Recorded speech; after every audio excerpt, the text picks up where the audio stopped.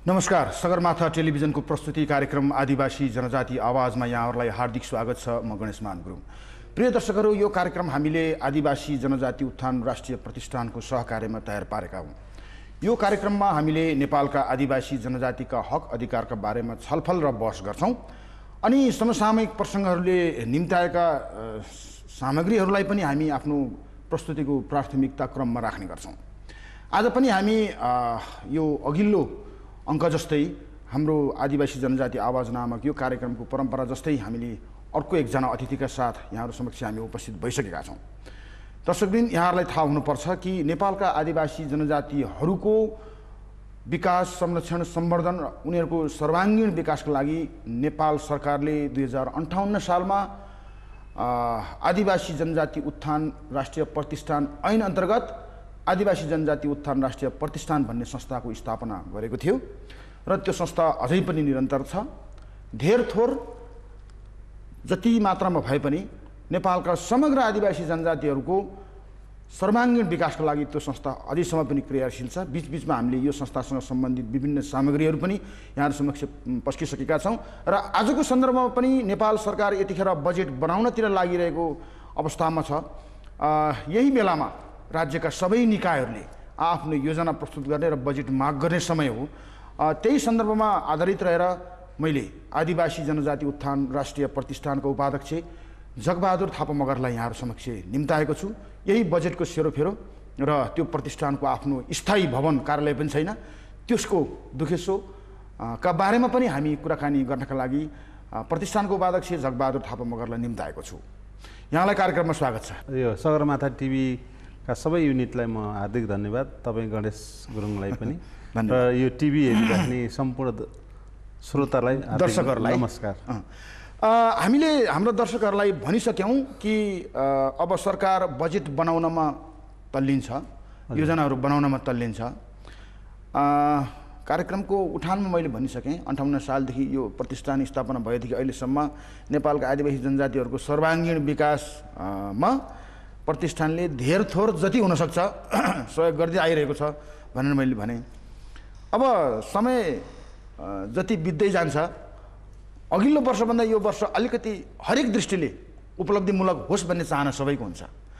गएको वर्ष तपाईँहरूले नेपालका आदिवासी जनजातिहरूलाई कति मात्रामा सहयोग गर्न सक्नुभयो, यो वर्ष अलिक बढी गर्न पाए हुन्थ्यो, अर्को वर्ष अलिक बढी गर्न पाए हुन्थ्यो। स्वाभाविक रूपमा होइन, यहाँहरूको योजना अन्तर्गत यहाँहरूको छलफलमा यो कुरा चल्ने नै भयो। के छ योजना? अहिले सरकारले बजेट बनाउने क्रममा छ, यहाँहरूले कति माग गर्नुभएको छ, कस्तो योजनाहरू पेस गर्दै हुनुहुन्छ, के छ? खास गरी हामीहरूले जुन ढङ्गले अपेक्षा गर्छौँ त्यो ढङ्गले हामीले पाउँदैनौँ भन्ने कुरा प्रष्ट भएको छ। किन भन्दाखेरि योभन्दा अघिल्लो साल हामीले झन्डै न्यूनतम 68 करोड जतिको हामीले बजेट सिलिङ चाहिँ नि माग गरेका थियौँ। तर झन् गएर जुन म उपाध्यक्ष हुने बित्तिको समयमा 10 करोड 60 लाख रुपियाँबाट मैले काम गरेको थिएँ। तर त्यो त्योभन्दा पछिल्लो सालमा झन् घटेर 7 करोड 97 लाखमा झऱ्यो र जो मैले 68 करोडको प्रस्ताव गरेको थिएँ। 68 करोड प्रस्ताव गर्दा 7 करोड आयो। 7 करोड 97 लाख भनेपछि 8 करोडको सेरोफेरो आयो। र गत साल पनि हामीले त्यसलाई निरन्तरता दियौँ माग गर्ने सन्दर्भमा। तर त्यो गत साल भने अलिकता वृद्धि भयो, जो कि 14 करोडमा पुगेको थियो। र अहिले हामीले फेरि कहिलेकाहीँ त्यति धेरै डिस्टेन्स रहँदाखेरि अथवा दूरी रहँदाखेरि त हास्यास्पद जस्तो पनि हुँदो रहेछ। त्यसले गर्दाखेरि होइन, हामीले माग मात्रै राख्ने, यसलाई झन् नेग्लिजेन्सी जस्तो अथवा गिल्ली उडाए जस्तो हामीले महसुस भएर अहिले 20 देखि 27 करोडसम्मले पनि अहिले अलिकता केही सहज हुनसक्छ भन्ने आधारमा हामीले त्यो बजेट माग पेस गरेका छौँ। तर अहिले पनि सम्भावना के देखिएको छ भने यो निरन्तर वृद्धिको आधारमा 14 करोड भइसकेपछि 14 करोडको नियमित वृद्धि भनेको 10% वृद्धि हुँदा पनि 15 करोड 40 लाख हुन्छ र त्यो हामीले अपेक्षा गरेका छौँ। र स्थानीय मन्त्रालयले 12 करोड सिलिङ तोकेको छ भन्ने हाम्रो योजना शाखाले मलाई जानकारी गराएको छ। तर फेरि अर्थ मन्त्रालयले नियमित वृद्धि हुने सन्दर्भमा 10% वृद्धि हुन सक्छ तपाईहरुको अथवा न्यूनतम 14 करोड त घट्न हुँदैन भन्ने लजिक चाहिँ अर्थ मन्त्रालयको छ। त्यसले गर्दाखेरि मलाई लाग्छ उहाँहरूको दृष्टिकोणमा अथवा उहाँहरूको योजनामा सायद 14-15 करोडमै हामी सीमित हुनुपर्छ भन्ने मलाई लाग्छ। तर हाम्रो त्यो माग हाम्रो पुरा हुने स्थिति देखिएको छैन, तापनि हामीले आफ्नो ढङ्गले माग अघि बढाइराखेका छौँ। मागे जति नपाउनु गोजामा भए पो दिइन्छ त, नभएपछि के गर्ने? त्यस्तै हो अवस्था? होइन, त्यस्तो होइन। अब यहाँ त के भनेका छन् भने म उपाध्यक्षको हैसियतले जहाँ पनि कार्यक्रम गर्न जाँदा यहाँ त प्रतिशतको आधारमा माग गर्नुपर्छ भन्ने जोड छ। अब भोलिका दिनमा के हुन्छ, अहिलेको माग बढी के छ त भन्दा हामी आदिवासी जनजातिहरू भनेको त 58 सालको सेन्ससमा त 37.समथिङ% हो र अहिलेको सेन्ससले पनि 35% भन्दा माथि देखाएको छ। भने 35% भन्दा बढी जनसङ्ख्या भएको जनजातिहरूलाई जब 10-15 करोडले सीमित गराउनु भनेको यो त एकदम तपाईँहरूको पनि कमजोरी हो वा सरकारको कमजोरी हो भनेर क्वेसन गर्छन् है। त्यसले गर्दा मैले के भन्ने गरेको छु भने यो कमजोरी हाम्रो माग गर्ने हो। हामीले माग गर्दाखेरि हाम्रो एक्सेस नपुगेको हुनसक्छ अथवा हामीलाई नपत्याएको हुनसक्छ, तर माग त हो नि त। हामीले गरेका छौँ नि त 68 करोडसम्म कम्तीमा पनि हामीले माग्यौँ। र केही साथीहरू के भनाइ छ भने कम्तीमा निश्चित प्रतिशत हुनुपर्छ, आदिवासी जनजातिहरूलाई छुट्टिनुपर्छ। जस्तै उदाहरणको लागि अब कुल बजेटको जस्तै 0.0 अथवा 0.01% अथवा 2% अथवा 3% नियमित पाउनुपर्छ भन्ने पनि माग आएको छ। र आदिवासी जनजाति बौद्धिक साथीहरूको पनि त्यस्तो खालको छ, तर सरकारले त्यो त मानिरहेको छैन। त्यसले गर्दा सरकार चाहिँ सैद्धान्तिक रूपमा जनजातिहरूको माग अनुसार बजेट दिनुपर्छ भन्ने कुरा सरकार सैद्धान्तिक रूपमै असहमत हो। अनि माग बमोजिम त स्वाभाविक रूपबाट पाइँदैन होला होइन, जति माग्यो उति त पाइँदैन। त्यही पनि कम्तीमा पनि विचार गर्नुपर्ने हुन्छ, विचार गर्न पर्थ्यो। ठिक छ, तपाईँले के अरे अघिल्लो वर्ष 67 करोड माग्नुभयो, कमसेकम 20-25 करोड दिएको भए पनि सुहायो भन्ने कुरा हुन्थ्यो, सौदो बुद्ध हुन्थ्यो 14 करोडमा सीमित हुनु पर्यो। हामी 14 करोडमा, गत सालको त बरु 14 करोड, त्योभन्दा पहिला 7 करोड 8 करोडमा हामी सीमित भयौँ। र उनीहरूलाई कम्तीमा पनि तिमीहरू अब बसोबास गर्नुपर्छ एउटा निश्चित क्षेत्र ठाउँमा, र हामीले नेपाल सरकारसित अनुरोध गरेर जग्गा जमिन उपलब्ध गराउँछौँ, तिमीहरू बस्नुपर्छ भने हामीले उनीहरूसँग नै वार्ता गरिरहेछौँ, कुराकानी गरिरहेका छौँ। र उनीहरू अब जङ्गलमा बस्छन्, बर्खा लाग्यो उनीहरू ओडारमा बस्ने काम हुन्छ अथवा कति समस्याहरू छन् होइन, एउटा मानवीय हिसाबले पनि हामीले उनीहरूलाई राहत दिनुपर्छ। त्यसले गर्दाखेरि हामीले उनीहरूलाई कम्तीमा पनि वर्षाबाट ओतको लागि हामी टेन्ट दिने, अनि त्यसपछि गएर खाद्य वस्तुहरू अब बर्खामा काम गरेर डुलेर खान सक्दैनन्, खाना लत्ता कपडा हामीले बान्ने काम गर्छौँ। त्यसले गर्दा राउटेमा जुन जङ्गलमा घुम्ने घुमन्ते राउटेदेखि लिएर सहरमा बस्ने एउटा बौद्धिक आदिवासी जनजातिहरूको चित्त बुझाउने थलो यही रहेको छ एउटा कुरा। दोस्रो कुरो फेरि अर्को कुरो के छ त भन्दाखेरि सम्बन्धित मन्त्रालयहरूमा आदिवासी जनजातिले कुनै विषयमा माग गर्न गयो भने तपाईँहरूको सेवा सुविधा दिने ठाउँ भनेको त प्रतिष्ठान हो भनेर फेरि त्यता पठाइदिने काम पनि हुन्छ। त्यसले गर्दाखेरि त हामी एकदम समस्यामा छौँ। यो ढुकुटीमा नभएर दिएको होइन कि सैद्धान्तिक रूपमै उनीहरू सहमत हुन नसकेर, सरकार सहमत हुन नसकेर पुष्पम पत्रमको मात्रै रणनीति अप्नाइरहेको हो सरकारले। त्यसो भए अब त्यसरी बुझौँ हामी। म पनि त्यही निकायमा रहेको हुनाले मैले त्यसो भन्दा त आफ्नैलाई गाली गरे जस्तो होला। तर मैले के बुझेको छु भने काम गर्ने वातावरण भने रहन्छ भन्ने कुरा अलिकति मैले बुझेको छु।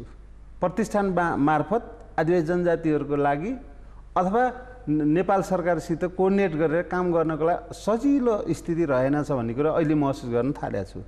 कतिको भेट हुन्छ तपाईँहरूको त्यो अर्थ मन्त्रालयसँग अनि स्थानीय विकास मन्त्रालयका ठुला मान्छेहरूसँग, सचिवहरूसँग, उनीहरूसँग छलफल अन्तर्क्रिया, उनीहरूलाई कन्भिन्स गर्ने प्रयास कतिको चलिरहेछ? होइन, मैले त के बुझेको छु भने धेरै भेट्दा नि गाह्रो हुने, भेटै नहुँदा पनि गाह्रो हुँदो रहेछ।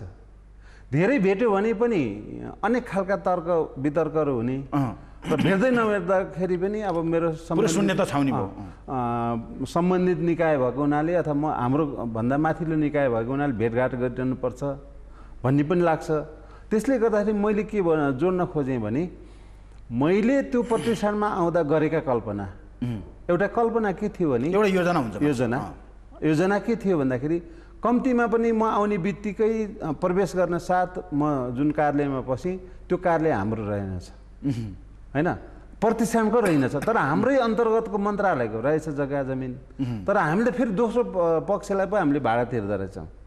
त्यसले गर्दा मैले के कल्पना गरेँ नि, यदि मन्त्रालय पोजिटिभ भयो अथवा क्याबिनेट पोजिटिभ भयो भने कम्तीमा पनि आदिवासी जनजातिहरू पनि राम्रो चिल्लो घरमा अथवा आफ्नो भन्ने अपनत्व फिल गर्ने खालको ठाउँमा प्रवेश गर्नको लागि कल्पना गरेका थिएँ, प्रवेश गराउनको लागि कल्पना गरेका थिएँ। जो कि मैले धेरै पनि होइन, सिङ्गो 35%भन्दा बढी जनसङ्ख्या भएको आदिवासी जनजातिको निमित्त 1.5-2 रुपियाँ त जग्गा त के हो र भन्ने मैले एकदम इजिली सोचेँ र मैले प्रस्ताव गरेँ।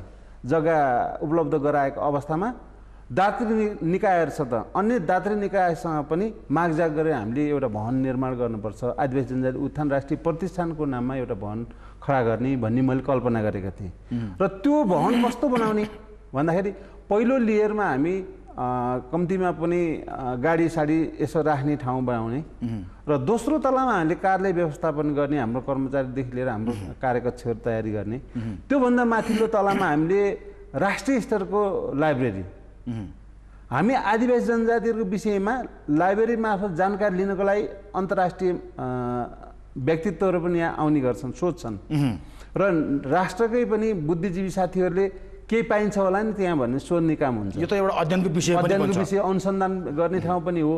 त्यसले गर्दा त्यो केही दिन सकिएको छैन, पाइएको छैन। त्यसले गर्दा एउटा नेसनल स्तरको लाइब्रेरी तयार गर्ने अथवा लाइब्रेरी गर्ने। त्यसपछि माथिर गएपछि के भन्दाखेरि फाउन्डेसन राम्रो गर्दै गयो भने 5-7 तला पनि निर्माण गर्न सकिन्छ।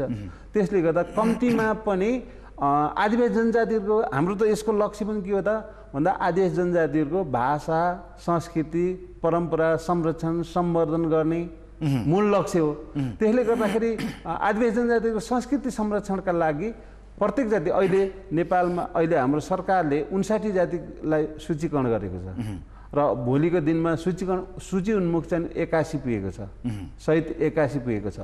तर ती सबैको लागि कति सम्भावना रहन्छ त्यतिलाई एउटा अलि ठुलो खालको कोठार दिएर तपाईँहरूले कम्तीमा पनि आफ्नो संस्कृति झल्किने अथवा संस्कृति परम्परालाई सम्बोधन गर्ने खालको एउटा मिनी लाइब्रेरीको लागि तपाईँहरूले राख्नुहोस् भने हामीले दिइसकेपछि कम्तीमा पनि आदिवासी जनजातिहरूको विषयवस्तुलाई जानकारी, संस्कृति के हो भन्ने विषयमा अथवा अध्ययन गर्ने सन्दर्भमा लाइब्रेरी हुने भयो र अनि प्रत्यक्ष देखेर अध्ययन गर्ने कुरामा एउटा त्यो सिर्जना गऱ्यौँ भने हाम्रो प्रतिष्ठानको पनि लक्ष्य पुरा हुन्छ।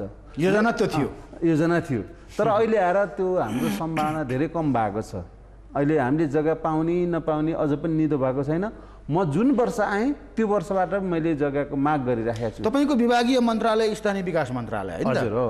मन्त्रालयले के भन्छ? जग्गा पहिला कुरा हामी यो अर्धज्ञान भएका कारणले समस्या हुँदो रहेछ। अलि त्यो विषयमा मलाई के जानकारी भएन भने यो क्याबिनेटले निर्णय गर्ने हो वा मन्त्री स्तरले निर्णय गर्ने हो भन्ने कुरामा हामी अलमल्यौँ 1 वर्ष र त्यो कारणले गर्दा क्याबिनेटतिर हामी बढे गयौँ, प्रधानमन्त्रीलाई भेट्ने आदि धेरै पटक भेट्ने गऱ्यौँ। तर आखिर गएर के रहेछ भने हाम्रो यो जग्गा हाम्रै मन्त्रालयको रहेछ। हाम्रै मन्त्रालयको भएका कारणले मन्त्री स्तरको निर्णयले पुग्ने रहेछ। त्यसले गर्दा अनि त्यसपछि गत सालबाट हामी फेरि मन्त्री स्तरसित हामी कुराकानी गऱ्यौँ र यो विद्याधर मल्लिकजी मन्त्रीजी हुनुहुन्थ्यो, उहाँले पनि मलाई तपाईँ कन्फर्म भयो भन्नुभयो। हामी आशावादी हौँ र अहिले सचिव पनि हाम्रो आदिवासी जनजाति नै हुनुहुन्छ, उहाँले पनि हुन्छ यो सम्भावना भनेर धेरै पटक भन्नुभयो। त्यसले गर्दा हामी त हुन्छ भनेपछि मान्छेको विश्वासको कुरो हो होइन, एउटा नैतिकताको कुरो हो। अहिले पछिल्लो समय नहुने वातावरण कसरी जन्मियो? होइन त्यस अझ नहुने त भने होइन, मैले नहुने त भने होइन, तर के भन्दा ढिला सुस्ती भएको छ, ढिलो भयो भन्ने कुरा। आश मारिहाल्नु पर्ने अवस्था छैन। मैले आश त किन मार्छु र किन भन्दा हामी पनि के अरे आदिवासी जनजाति हो, यही देशको नागरिक हो होइन। स्थानीय मन्त्रालय अन्तर्गतको जग्गा छ, स्थानीय अन्तर्गतको प्रतिष्ठान हो र हामीले छुट्टै बनाउने भनेको नि होइन। मन्त्री स्तरबाट निर्णय गरेर भवन निर्माणको लागि अनुमति मात्रै दिने हो। भोलि त्यो सम्पत्ति त्यो प्रपर्टी त नेपाल सरकारकै स्थानीय मन्त्रालयको हुन्छ। हामीले यसको अर्थ स्थानीय मन्त्रालयले भोलि आएर अर्को व्यवस्था गरेर त त्यहाँ छोड भन्दा हामीले छोड्नुपर्छ नि त। त्यसले गर्दा हाम्रो निकाय त बुझेका छौँ नि त, हाम्रो माथिल्लो निकाय त बुझेका छौँ। त्यसले गर्दाखेरि हामीले फेरि मन्त्री स्तरतिर हामीले सुरुवात गऱ्यौँ। गरिसकेपछि फाइलको प्रक्रिया अलि लामो होला, मैले यहाँ कुरा गर्दा प्रक्रिया केसम्म पुगेको हो भन्दाखेरि सञ्चालक परिषद बैठकले निर्णय गरेको छ, कार्यकारिणी समितिले धेरै पटक निर्णय गरेको छ अनि त्यस प्रधानमन्त्रीलाई हामीले धेरै पटक जानकारी अनुरोध गरेका छौँ र स्थानीय मन्त्री प्रत्येकलाई हामीले दिएका छौँ र अनि त्यसपछि गएर त्यो मात्रै नभएर हामीले एउटा कार्यदल गठन गरेका छौँ जग्गा उपलब्धको लागि कार्यदल भनेपछि स्थानीय मन्त्रालयकै सहसचिव एकजना हाम्रो रेशमी राज पाण्डे हुनुहुन्थ्यो उहाँको संयोजकत्वमा एउटा कार्यदल गठन गरेर त्यो कार्यदलले फेरि त्यही जग्गाको 1.5 रुपैयाँसम्म दिन सकिने भनेर के अरे उ गरेको छ के अरे निर्णय गरेको छ र अनि त्यसपछि गएर अनि त्यो प्रक्रिया बढाउँदै जाँदा अहिले फेरि हाम्रो कार्यकारिणी समितिको सदस्यको रूपमा हुनुहुन्छ त्यही मन्त्रालयबाट एकजना हुने प्रावधान छ त्यो अनुसारको हाम्रो फेरि एकजना सहसचिव स्तरको हुनुहुन्छ उहाँको स्तरसम्मले निर्णय गरेर सही गरेर अगाडि बढिसकेको हामीलाई इन्फर्मेसन भएको छ र अहिले सचिवज्यूको टेबलमा गएर बस्या छ र त्यसले गर्दा हामी आश मारिहाल्ने स्थिति त होइन सचिवको टेबलबाट अगाडि बढ्न सकेका छैन अब त्यसरी त के भनौँ होइन बन्न किन सकेका छैन त्यो अहिले धेरै कुराहरू नगरौँ तर के भन्दाखेरि हामी फेरि मन्त्रीज्यूलाई हामीले सञ्चालक परिषदका सदस्यहरू कार्यकारिणी सदस्यहरू र अनि एकल जातीय संस्थाका प्रमुखहरू र अनि बुद्धिजीवी साथीहरूको सहितको एउटा डेलिगेसन हामी गएर मन्त्रीजीसित रिक्वेस्ट गरेका छौँ अनुरोध गरेका छौँ र अनुरोध गरिसकेपछि उहाँले यो विचार गर्छु भनेर हामीलाई आश्वासन दिनुभएको छ त्यसपछि पनि मैले फेरि 1-2 जना साथीसित मन्त्रीज्यूलाई फेरि स्मरण गराउनको लागि म पुगेको छु मन्त्रीज्यूले यो हुन्छ भन्ने खालको एउटा आश्वासन त पोजिटिभ छ आश्वासन दिनुभएको छ तर अहिलेसम्म त्यो फाइल चाहिँ सचिवजीकै टेबलमा छ भन्ने कुरा मैले पाइराखेको छु त्यसले गर्दाखेरि अब सचिवजीको टेबल मैले हेर्न गइरहने कुरो भएन सचिवजीले कसरी डिल गर्नुभएको छ र सचिवजीले यो निर्णय गर्छु म तपाईँ नआत्तिनुहोस् भन्नुभएको तपाईँको यो कार्यकाल भित्रमा प्रतिष्ठानले आफ्नो भवन पाउँछ अब भवन नपाए पनि सुरुवात र थालनीसम्म गर्न सकिन्छ कि भन्ने आश हो किन भन्दा मैले पनि त्यो थालन गरेर छोड्न सकेँ भने त मैले सबै कुरा भ्याउनुपर्छ भन्ने कुरा होइन नि त पछि आउनेलाई काम गर्न सहज हुन्छ नि त सहज बनाएर छोडिदिने हो र अर्को कुरो यहाँ थपौँ के थपौँ भन्दाखेरि मन्त्रालयले यदि जग्गा नदिने अवस्था भयो भने के गर्ने भन्ने कुरा छ र त्यो बेलामा हाम्रो एउटा कार्यकारिणी समितिको निर्णय र अनि अब सञ्चालक परिषदले पनि निर्णय गर्ने हामी पक्षमा छौँ र एउटा कम्तीमा पनि हामीले के गरेका छौँ भने भवन निर्माण तथा जग्गा खरिद भनेर शीर्षकमा हामीले 2 करोड 20 लाख रुपियाँ छुट्याएका छौँ त्यसले गर्दा हामीले सकेसम्म दायाँ बायाँ नजाउँ त्यहीँ गरौँ र अर्को कुरो त्यो 2 करोडले फेरि कम्तीमा फाउन्डेसन सुरु भइहाल्छ त्यसले गर्दाखेरि हामी यसैमा केन्द्रित हौँ भन्ने हामी छौँ तर यदि त्यस्तो रहेन भने स्थिति राम्रो सिर्जना भयो भने 2 करोड भन्दा केही बढीको रकमको हामीले यो रिङ रोडबाट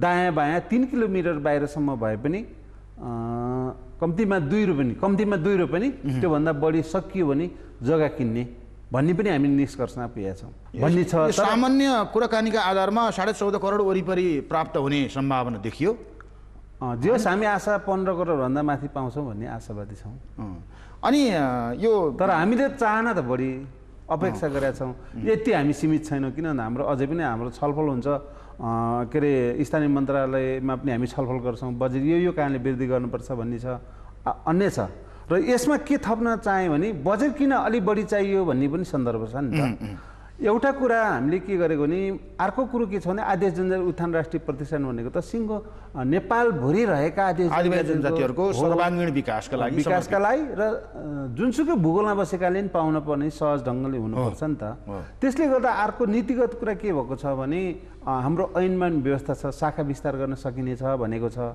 तर के त भन्दाखेरि अर्थको स्वीकृति लिनुपर्ने हुँदा हामी माथिल्लो निकायको स्वीकृति लिनुपर्ने हुँदाखेरि हामी त्यहाँ अल्मलिएका छौँ र हामीले के कल्पना गरेको भने जस्तै उदाहरणको लागि हामीले एउटा छात्रवृत्ति वितरण गर्छौँ उदाहरण मात्रै दिन्छु छात्रवृत्ति वितरण गर्दाखेरि काठमाडौँ केन्द्रित विद्यार्थी धरान केन्द्रित विद्यार्थी पोखरा केन्द्रित विद्यार्थी लगायत सहर केन्द्रित विद्यार्थीहरूले मात्रै सूचना पाउने गर्छन् जसले त्यहाँ सहज ढङ्गले छात्रवृत्ति पाउँछन् तर हामीले के भनेका छौँ भने सबै देशैभरिका छात्रहरूले सूचना पाउनुपर्छ र सहज ढङ्गले सरल ढङ्गले पाउनुपर्छ भन्ने हाम्रो आशय हो त्यसले गर्दाखेरि हामीले कम्तीमा पनि कार्य विस्तार शाखा विस्तार गरौँ भन्ने हाम्रो प्रस्ताव छ। शाखाको सञ्जालले त्यो प्रचार प्रसार गर्ने काम पनि गर्छ। गरौँ। अनि त्यसले गर्दाखेरि मैले भन्न खोजेको के भन्दा राज्यको पुनर्संरचना हुँदैछ। राज्यको पुनर्संरचनाको आधारमा भोलि राज्यमा हाम्रो विस्तार गर्ने कुरा एउटा रह्यो, तर अहिले तत्काल रहेको भौगोलिक आधारमा भए पनि कम्तीमा नै 5वटा विकास क्षेत्रमा अथवा 5 क्षेत्रमा सहज पर्ने अथवा भनौँ न केन्द्र पर्ने ठाउँमा 5 ठाउँमा हामीले एउटा शाखा विस्तार गरौँ न त भन्ने हाम्रो माग। र फेरि त्यसको लागि सहज पनि बनाएका छौँ। फेरि मन्त्रालयले पनि सहज बनाएका छौँ र अथवा सरकारलाई पनि सहज के बनाएका छौँ भन्दाखेरि यदि अर्थले कर्मचारी भनौँ न वृद्धि गर्न पर्ने दरबन्दी वृद्धि गर्न पर्ने स्थिति भएका कारण नदिने हो भने अनुमति दिएको खण्डमा अहिले मौजुदा रहेको कर्मचारीको दरबन्दीबाट पनि हामी सञ्चालन गर्न सक्छौँ। जस्तै केन्द्र जब शाखा विस्तार भइसकेपछि त केन्द्रमा धेरै कर्मचारी राखिरहनु त परेन। त्यसले गर्दाखेरि कम्तीमा पनि 4-5 जनाको दरले हैन 5वटा विकास क्षेत्र 5वटा विकास क्षेत्रमा हामी बाँड्छौँ र यहाँ केन्द्र रहन्छ र त्यो विकास क्षेत्रबाट हामीले सूचना प्रवाह गर्छौँ छात्रवृत्तिदेखि लिएर अनि विभिन्न कार्यक्रमको जुन प्रस्ताव आह्वान गर्ने कुराहरू सबै कुराहरूमा हामीले के गर्छौँ त्यहीँबाट आफ्नो यो सञ्जाल भएपछि त हरेक काममा सहज हुन्छ। फेरि अब प्रतिष्ठानको पनि एउटा प्रचार प्रसार हुन्छ र राज्यमा आदिवासी जनजातिहरूलाई राज्य भन्ने अनुभूत गराउने काम गरेर रहेछ राज्यले भन्ने त हुन्छ नि त। यो कुराहरू यहाँहरूले योजनामा बनाउनु भएको छ र सरकारलाई पेश पनि गर्नु भएको छ। एकदम सरकार नकारात्मक छैन, सकारात्मकै छ। तर टेक्निकल्ली हो वा के हो अहिले सहज हुन सकेका छैन। निर्णय भइसकेको अवस्था छैन। निर्णय भएको छैन। के भनौँ भने 15 करोडभन्दा बढी नै पाइयो भन्नु न। अब यतिसम्म चाहिँ सन्तुष्ट पार्न सकिएला भन्ने त्यस्तो। पहिलो कुरो त आदिवासी जनजाति सन्तुष्टि नै हुन्छन् होइन, सन्तोष मान्ने जात हो कि। त्यसले गर्दाखेरि ल यसो भनेपछि सहजता पनि आउँछ नि त। आदिवासी जनजातिहरू नभई हुन्न भन्ने खालको जिद्दी गर्ने बानी कम हुन्छ। त्यसले गर्दाखेरि पनि होला, नत्र भने त हामीले के अरे प्रपोजल आह्वान गर्दाखेरि 400, 500, 300, 400 वटा प्रपोजललाई एकदम टुक्कन मनी दिन्छौँ होइन। तर प्रपोजल पर्छ 1400-1500 400-500 दिँदा पनि त चित्त बुझाएछन् नि होइन। ती बहुमत त पाएका छन् नि, त्यो बहुमतले विद्रोह गर्ने यो भएन ऊ भएन भन्ने भए हामीलाई त असहज हुन्थ्यो नि त। आदिवासी जनजाति सहयोग त गरेका छन् त। त्यसले गर्दाखेरि चित्त बुझाउने कुरो त हामीले स्थिति यो हो भने क्लियर होइन पारदर्शी ढङ्गले राखिदिएपछि त चित्त बुझिहाल्छ नि त। ठिक छ, थोरै भए पनि चित्त बुझाउनु पर्छ भने जस्तै थोरैले भए पनि चित्त बुझाउन समर्थ हुनुहोस्। तपाईँलाई शुभेच्छा। व्यस्तताका बावजुद पनि यहाँले यो समय र संवाद हामीलाई दिनुभयो, यसको लागि धन्यवाद। धन्यवाद यहाँलाई पनि धन्यवाद, सगरमाथा सबै युनिटलाई र सुनिरहने श्रोतालाई हार्दिक नमस्कार फेरि पनि। र फेरि म के थप्न चाहेँ भने हामी यो जे होस् जति छ त्यतिले हामीले सकेसम्म सबैको धेरैजनाको चित्त बुझाउन प्रयास गरेका छौँ। आशा छ बुझ्या छ होला र हामी अलिक पारदर्शी ढङ्गले र सबैसित छलफल र बहस गरेका आधारमा हामीले काम गर्ने हुँदा सायद यसलाई चित्त बुझेको पनि हुनसक्छ र त्यसलाई फेरि प्रयास गर्छौँ। हामी निष्पक्ष प्रयास निरन्तर जारी छ। हामी निष्पक्ष ढङ्गले पारदर्शी ढङ्गले हामी काम गर्छौँ। यो पुष्पम पत्रमको नीति जुन सरकारले अख्तियार गरिरहेको छ वास्तवमा यो त्यति न्यायोचित होइन। र अर्को दुःख लाग्दो कुरो हाम्रो संवाद क्रममा आइसक्यो कि प्रतिष्ठानको आफ्नो बस्ने घर पनि छैन, भवन पनि छैन। यसर्थ नेपालका 35% बढी जनसङ्ख्यामा रहेका सम्पूर्ण आदिवासी जनजातिहरूको सर्वाङ्गीण विकास गर्नका लागि बजेट प्रदान गर्ने हिसाबले अनि त्यो संस्थालाई स्वायत्त बनाउने हिसाबले त्यो संस्थालाई बलियो बनाउने हिसाबले नेपाल सरकारले सोच्नै पर्छ। दिए जस्तो गर्ने तर नदिने यस्तो खालको अस्पष्ट अमुक क्रियाकलापहरू अमुक व्यवहारहरू हुनु भनेको समग्र नेपालका आदिवासी जनजातिहरूमाथि कुठाराघात हो, अन्याय गरिनु हो। त्यसर्थ हामी फेरि पनि आजको अतिथिलाई धन्यवाद दिँदै नेपाल सरकारसँग आग्रह गर्छौँ थोरैले चित्त बुझाउने भन्दा पनि आवश्यकता अनुसारको त्यो खाँचो पुरा गरिदिने नीति सरकारले अख्तियार गर्नुपर्छ। हामीलाई हेरिदिनु भएकोमा यहाँहरूलाई धेरै धेरै धन्यवाद। आजका लागि हामी सबैलाई आज्ञा दिनुहोस्। नमस्कार।